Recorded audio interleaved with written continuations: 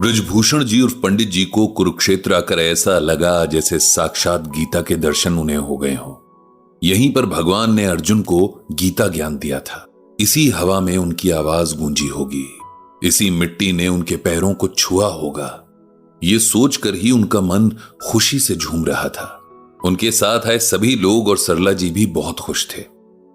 उनका ये टूर हर तरह से उनके लिए बहुत अच्छा रहा था। ओल्ड एज में इंसान का मन छोटे बच्चों की तरह हो जाता है। कोई भी नई बात बहुत खुशी देती है। आज टूर का अंतिम दिन था। कल सुबह उन्हें वापस लौटना था। शाम को सब लोग होटल के गार्डन में बैठे चाय का मजा ले रहे थे। होटल का मैनेजर बहुत अच्छे नेचर का था। अक्सर इन लोगों से बातचीत करने आ जाया करता था। उसका नाम अक्षय था और उम्र लगभग 40 बरस की। बोलने में बहुत मीठा, दिखने में प्रेजेंटेबल, जैसा कि उसके प्रोफेशन में जरूरी भी है। आज भी वो अपने काम से फ्री होकर इन लोगों के पास आ गया था। पंडित जी के बारे में तो उसे शर्मा जी ने बता ही दिया था कि ये गीता ज्ञान के बहुत बड़े विद्वान हैं और उनके ब्लॉग के बारे में भी बता दिया था। उसने इस दौरान ब्लॉग की 2 पोस्ट पढ़ी और काफी इंप्रेस हुआ था। अक्षय को पता था कि ये लोग कल चेकआउट कर रहे हैं, इसीलिए वो आज टाइम निकालकर उनके पास आया था। दरअसल उसे गीता ज्ञान को लेकर अपने कुछ डाउट्स क्लियर करने थे और इसीलिए उसने दिन में ही पंडित जी से टाइम ले लिया था। अक्षय ने पंडित जी से पूछा कि क्या वो गीता से रिलेटेड अपनी क्वेरीज पूछ सकता है। पंडित जी ने बहुत खुशी से कहा कि क्यों नहीं, अगर उनकी नॉलेज में हुआ तो अभी जवाब दे देंगे, नहीं तो घर पहुंचकर आराम से गीता में ढूंढ कर बता देंगे। वैसे तो ऐसा कोई भी सवाल नहीं है जिसका जवाब गीता में ना हो। अक्षय के पास जैसे सवाल पहले से तैयार थे। सवाल भी दरअसल सवाल ना होकर सिचुएशंस थीं जिनमें क्या किया जाए या क्या किया जाना चाहिए, उसे यह सब जानना था। पहली सिचुएशन कुछ इस तरह से थी। अक्षय के कोई जानने वाले बहुत पैसे वाले हैं। सोसाइटी में जिन चीजों का होना बड़ा होने की निशानी मानी जाती है वो सब उनके पास है। पैसे, प्रॉपर्टी, हाई प्रोफाइल लोगों में उठना बैठना वगैरह वगैरह। दुनिया भर के नौकर चाकर भी घर और ऑफिस में थे।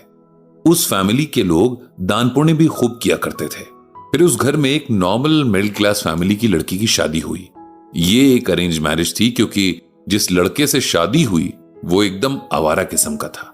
किसी भी अच्छे घर के लोग उस लड़के को अपनी बेटी न देते, लेकिन यहां मामला पैसे के लालच और थोड़ा बहुत प्रेशर बनाकर निपटाया गया।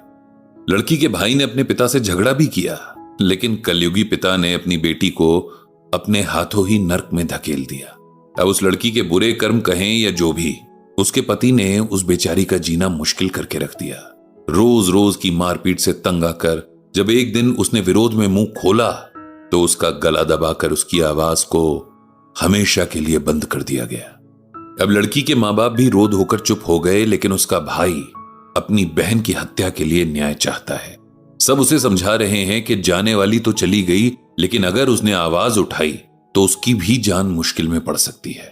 अब आप बताइए पंडित जी कि उसे क्या करना चाहिए। क्या उसे अपनी बहन की मौत को उसके कर्मों का फल समझकर भूल जाना चाहिए या उसके लिए न्याय की लड़ाई लड़नी चाहिए? पंडित जी ने बहुत आराम से अक्षय के इस प्रश्न का उत्तर दिया।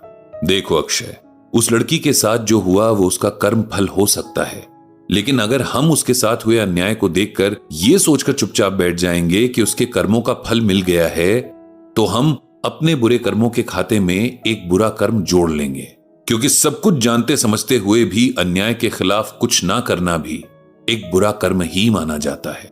भगवान श्री कृष्ण ने गीता में लोगों की कैटेगरीज बताई हैं। जिस रिच फैमिली की आप बात कर रहे हैं वो किस कैटेगरी में आती है, उसके लिए आप ये श्लोक सुनिए।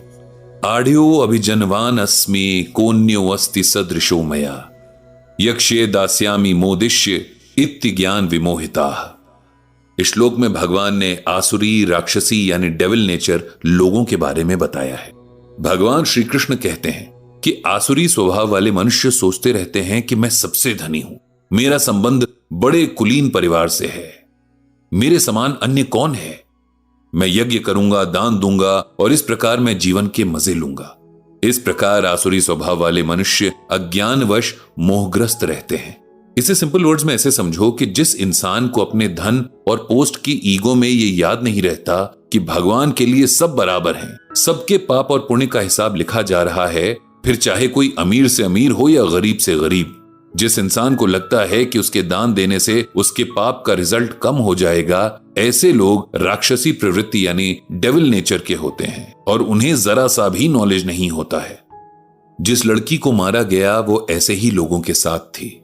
इसमें हो सकता है कि उसके पिछले कर्मों का कंट्रीब्यूशन हो, लेकिन उसकी हत्या के खिलाफ सिर्फ उसके भाई को ही नहीं, पूरे समाज को आवाज उठानी चाहिए। अन्याय को सहन करना और उसे देखते हुए कुछ भी न करना भी अन्याय करने जितना ही पाप है। पंडित जी के इस जवाब से अक्षय बहुत सेटिस्फाई हुआ। फिर उसने अपना अगला डाउट पंडित जी को बताया। डाउट यह है कि उसका एक दोस्त पिछले कई साल से गवर्नमेंट जॉब की प्रिपरेशन कर रहा है, बहुत मेहनत करता है, कोई भी कसर उसने नहीं रखी है, लेकिन उसका सिलेक्शन नहीं हो पा रहा है। वो गीता में बहुत विश्वास रखता है।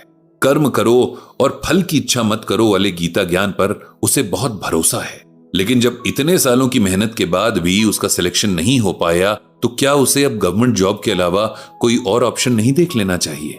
पंडित जी ने यह सिचुएशन भी बहुत गौर से सुनी और समझी। सबसे पहले तो उन्होंने अक्षय से कहा कि उन्हें खुशी है कि यंग जनरेशन में भी गीता ज्ञान को जानने और मानने वाले लोग हैं।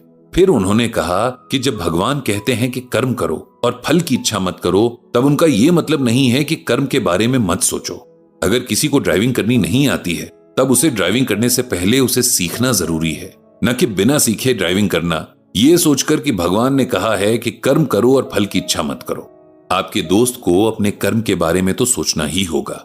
अगर पूरी मेहनत के बाद भी फल नहीं मिल रहा है, तब कर्म को दूसरी तरह से प्लान करना होगा। बेशक उसे करते हुए फल की चिंता नहीं करनी है। उन्हें सेल्फ एनालिसिस करके अपना कर्म तय करना है और फिर उसमें अपनी पूरी मेहनत करनी है। ऐसा करने से उन्हें सफलता जरूर मिलेगी।